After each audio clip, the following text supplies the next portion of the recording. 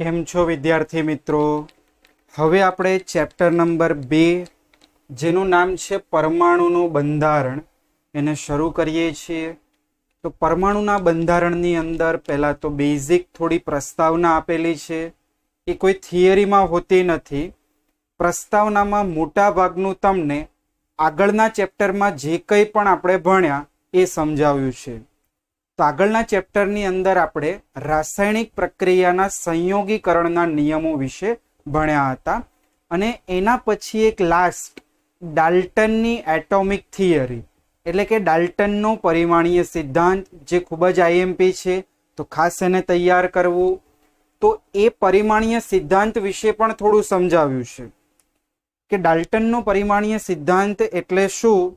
તો કે કોઈ પણ દ્રવ્ય હોય એનું તમે જ્યારે વિભાજન કરતા જાઓ ત્યારે અંતિમ જે કણ મળે છે તેને નામ આપ્યું હતું પરમાણુ.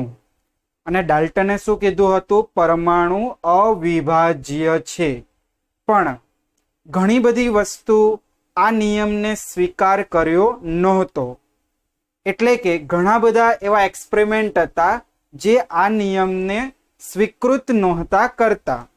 તો એના વિશે આપણે આ ચેપ્ટરમાં ભણવાનું છે.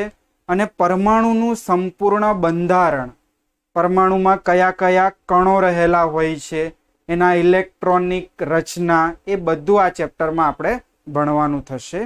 જેમાં પહેલો ટોપિક આજનો આપણો છે ઇલેક્ટ્રોનની શોધ.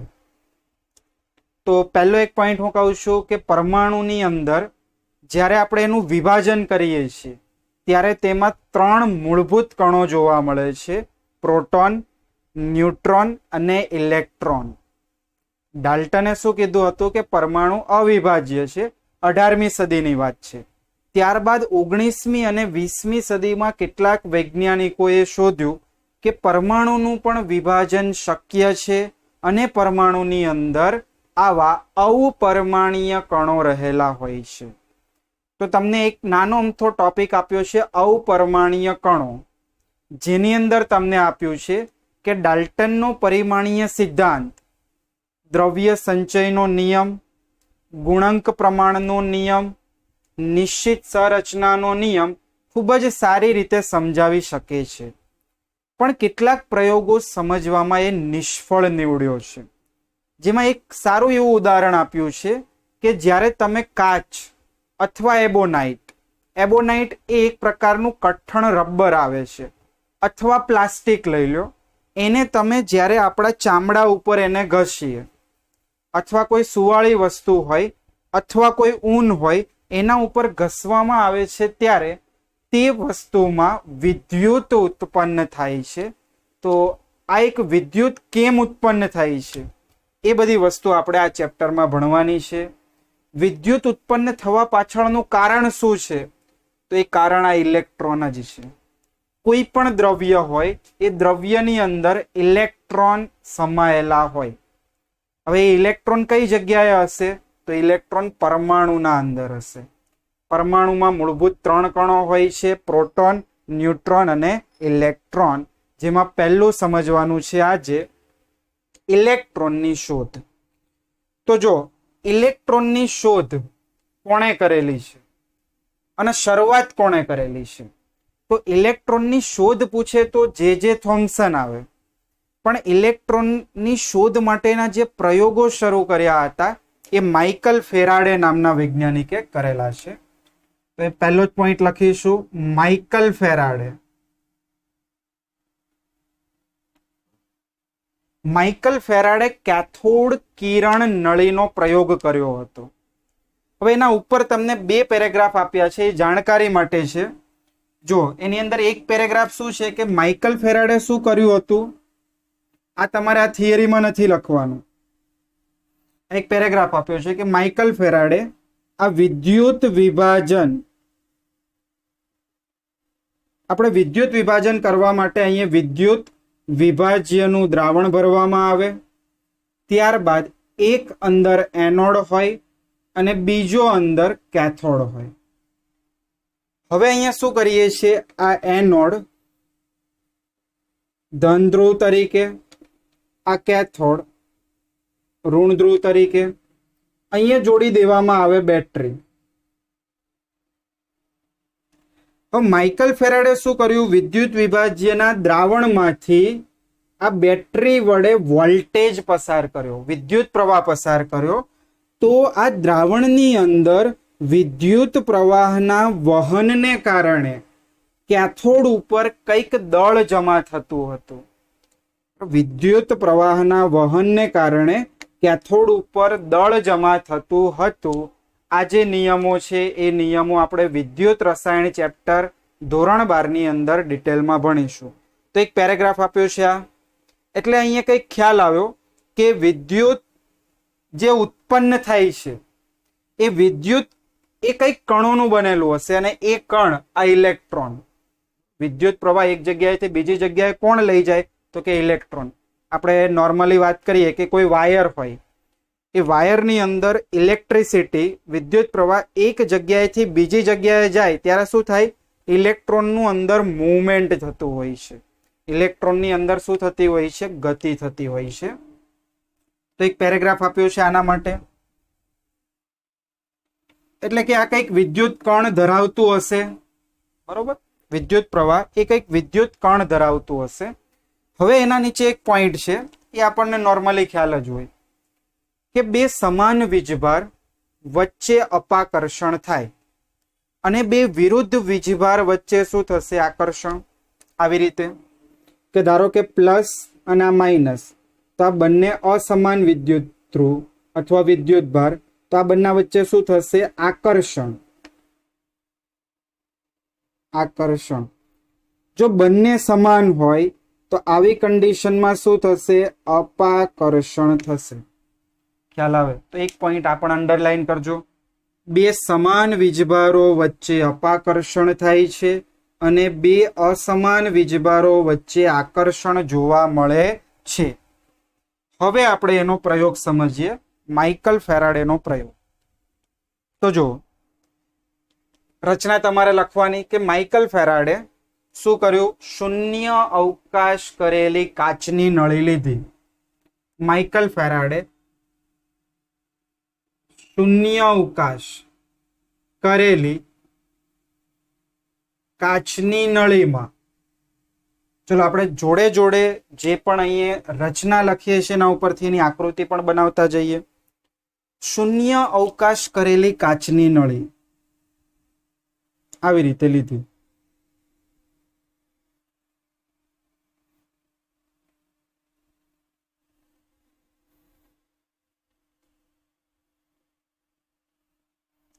હવે અહીંયા શું ગોઠવ્યું છે? શૂન્ય અવકાશ પંપ.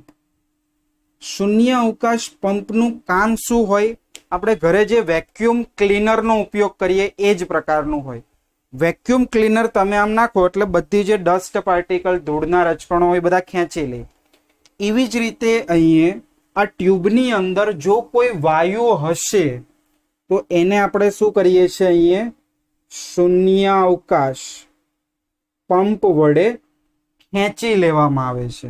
અહીંયા શું કરીએ છીએ? શૂન્ય અવકાશ પંપ વડે ખેંચીને આ જે કાચની નળી છે તેને શૂન્ય અવકાશ કરેલી નળીમાં રૂપાંતર કર્યું. અંદર કોઈ વાયુ ન હોવો જોઈએ, બરોબર? વાયુ દૂર કરવા માટે આપણે શૂન્ય અવકાશ પંપનો અહીંયા ઉપયોગ કર્યો. હવે આગળ શું કરીએ છીએ? આ કાચની નળીમાં બંને છેડે ધાતુની પતલી પટ્ટી રાખવામાં આવે છે. આ બંને ધાતુની પટ્ટીઓ છે. તો શૂન્ય અવકાશ કરેલી કાચની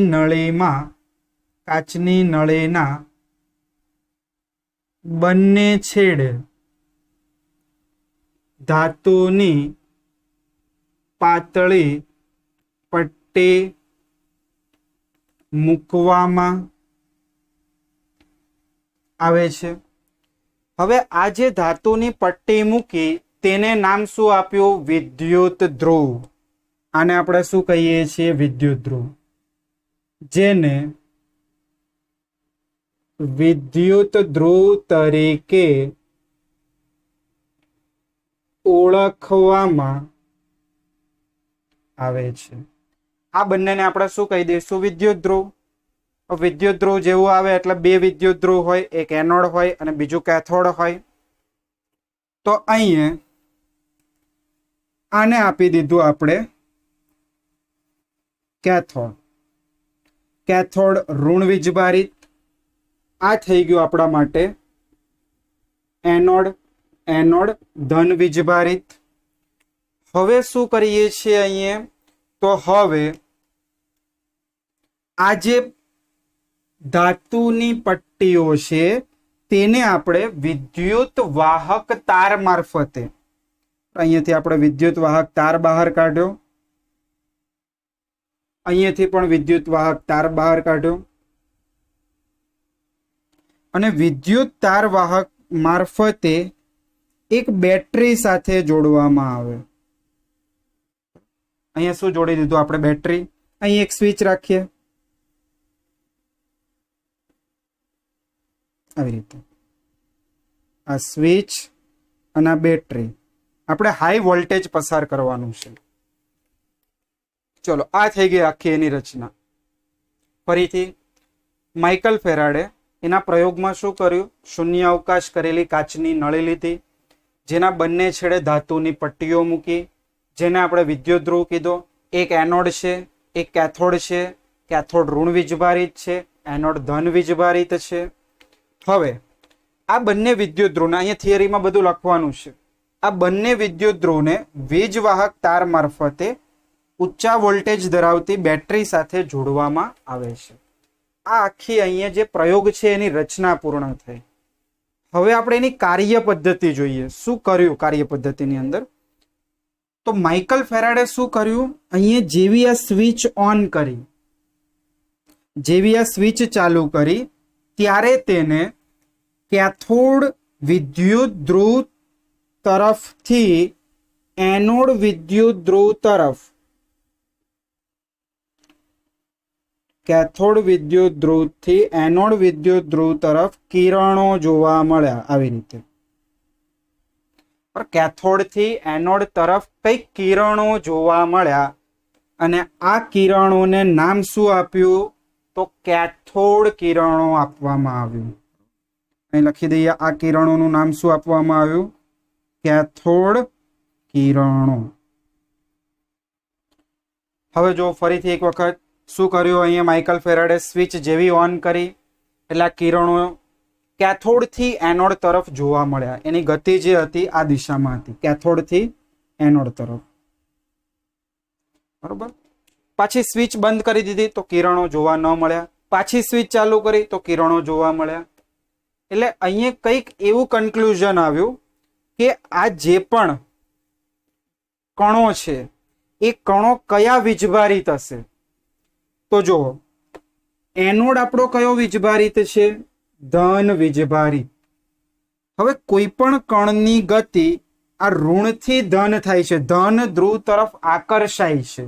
એટલે આ જે કણો હશે એ કણો કયા પ્રકારનો વીજભાર ધરાવતા હશે? ઋણ વીજભારિત હશે. એવું અહીંયા કન્ક્લુઝનમાં આપણને મળ્યું, અનુમાનમાં આપણને મળ્યું કે જે કેથોડ કિરણો હોય છે એ કેથોડ કિરણો પોતે કેવા હોય છે? ઋણ વીજભારિત હોય છે.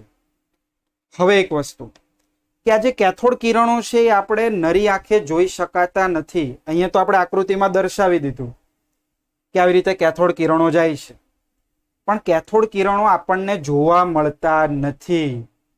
તો અહીંયા માઇકલ ફેરાડે આ જે કેથોડ કિરણો છે તેને અવલોકન કરવા માટે શું કર્યું?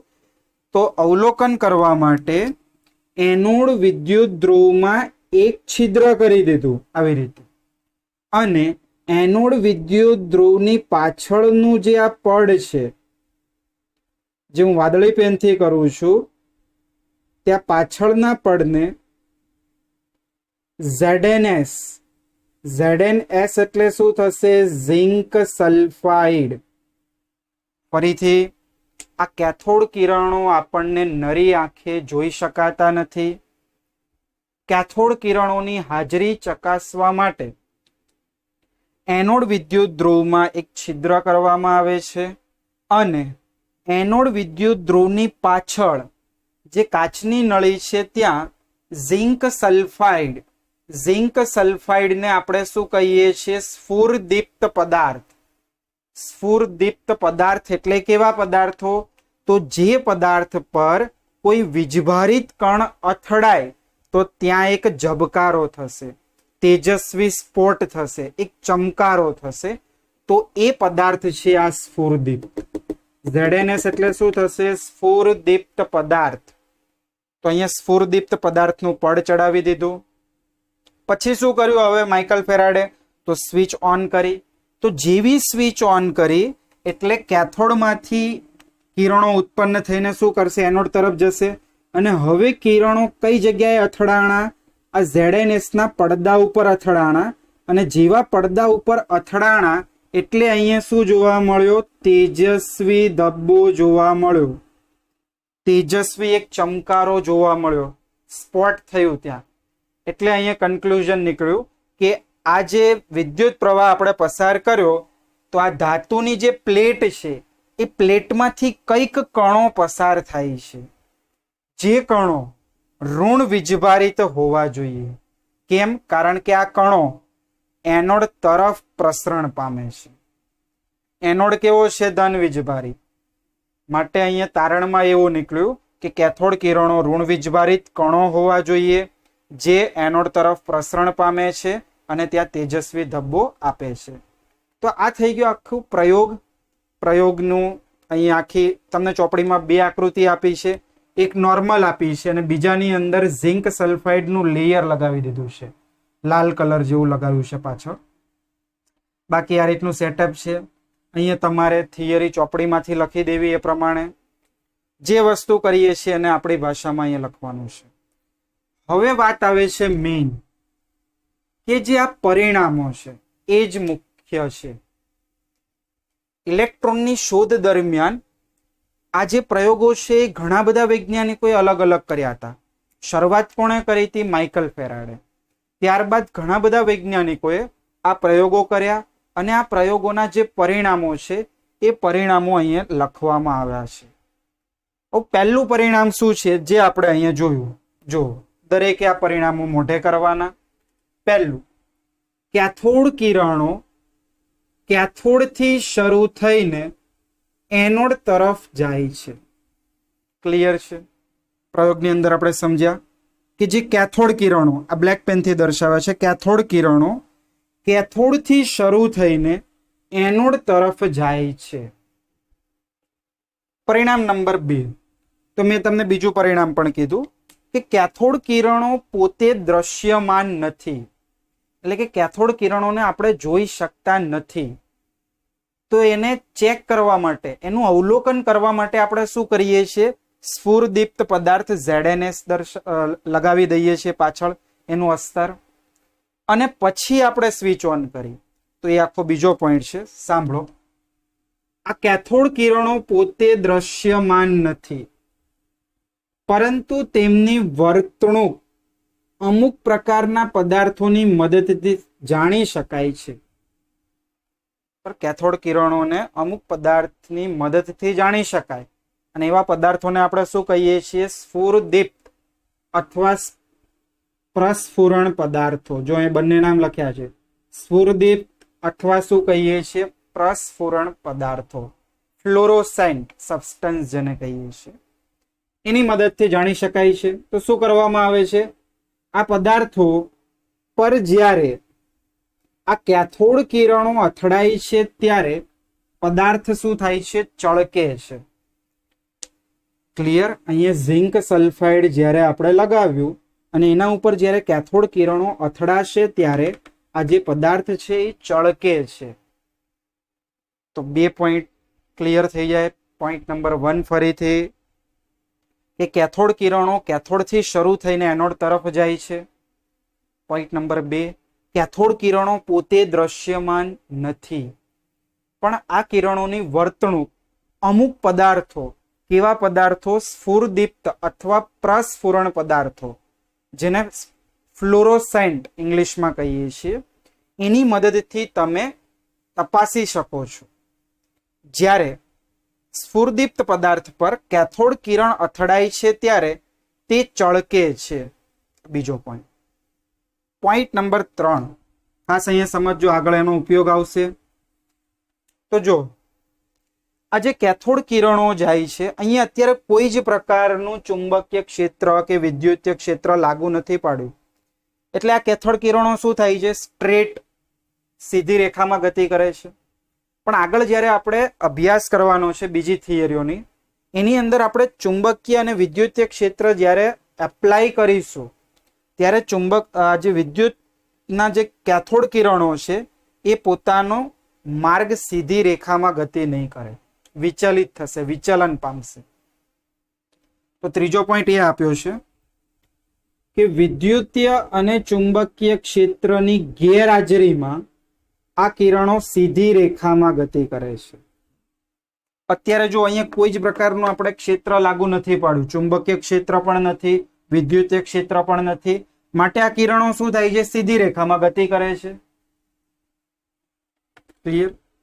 હવે જુઓ આ પોઈન્ટ કે જ્યારે વિદ્યુતીય અને ચુંબકીય ક્ષેત્રની હાજરીમાં કેથોડ કિરણોની વર્તણૂક એ ઋણ વીજભાર ધરાવતા કણો જેવી હોય છે.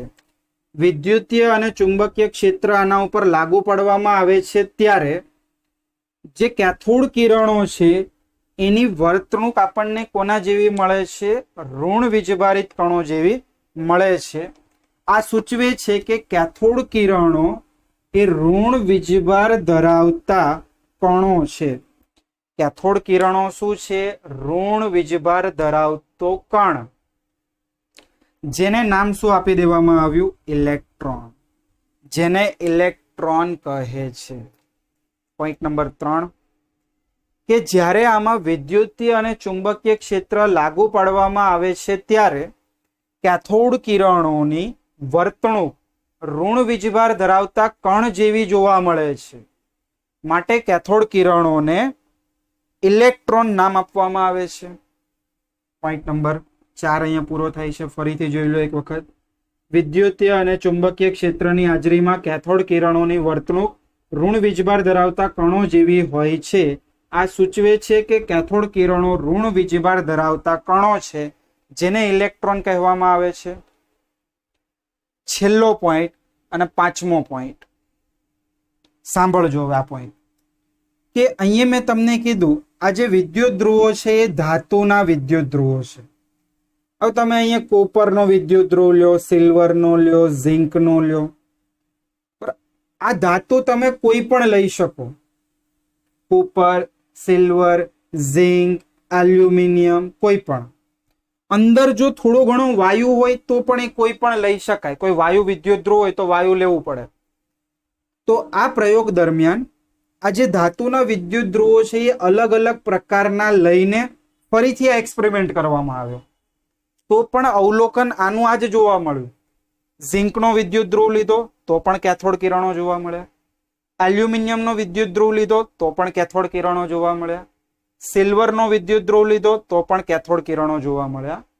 એટલે કે કેથોડ કિરણો એ ધાતુના સ્વભાવ ઉપર આધાર નથી રાખતું. કોઈ પણ ધાતુ તમે લ્યો એના અંદર ઇલેક્ટ્રોન હશે અને હશે જ. બરોબર? તો એ પોઈન્ટ સમજાવે છે. સાંભળો. કેથોડ કિરણોની લાક્ષણિકતા વિદ્યુત ધ્રુવના પદાર્થ પર અને કેથોડ કિરણ નળીમાં રહેલા વાયુના સ્વભાવ પર આધાર રાખતી નથી. વિદ્યુત ધ્રુવનો પદાર્થ કયો છે? કોપર છે, ઝિંક છે, એલ્યુમિનિયમ છે, સિલ્વર છે, કોઈ પણ હોય, તેના પર આધાર નથી રાખતું. પ્લસ જો અંદર કોઈ વાયુ ભરેલો હોય તો તેના સ્વભાવ પર પણ આધાર રાખતું નથી. આથી કહી શકાય કે ઇલેક્ટ્રોન બધા જ પ્રકારના પરમાણુનો પાયાનો ઘટક છે. આથી કહી શકાય કે ઇલેક્ટ્રોન કોઈ પણ વસ્તુ હોય, કોઈ પણ ધાતુ હોય, કોઈ પણ વાયુ હોય, એના અંદર રહેલો એક પાયાનો ઘટક, એટલે કે એક મૂળભૂત કણ છે. ઇલેક્ટ્રોન દરેકે દરેક વસ્તુમાં આપણને જોવા મળશે. એ વસ્તુ આપણે અહીંયા કહી શકાય. તો બસ અહીંયા પૂરી કરીએ છીએ ઇલેક્ટ્રોનની શોધ. તો દરેકે 2 વખત લખીને મોઢે કરી દેવું. ઇલેક્ટ્રોનની શોધથી લખવું, ઉપરની પ્રસ્તાવના ચોપડીમાંથી વાંચી લેવી. અને પછી જે અપરમાણ્વીય કણો છે એની અંદર પણ એક પોઈન્ટ મેં તમને કીધેલો છે, પેલું એક્ઝામ્પલ કે ઘણા બધા પ્રયોગો સમજાવવામાં ડાલ્ટનનો જે પરમાણુય સિદ્ધાંત છે એ નિષ્ફળ નીવડ્યો છે. એક ઉદાહરણ આપ્યું હતું તમને મેં, કાચ અને એબોનાઇટ પર. એબોનાઇટને જ્યારે આપણે ઊન ઉપર ઘસીએ છીએ, રૂવાટીવાળું કોઈ ચામડું હોય એના ઉપર ઘસીએ તો વિદ્યુત પેદા થાય છે. તો આ બધા પરિણામો એ ડાલ્ટનનો પરમાણુ સિદ્ધાંત સમજાવી શકતો નથી.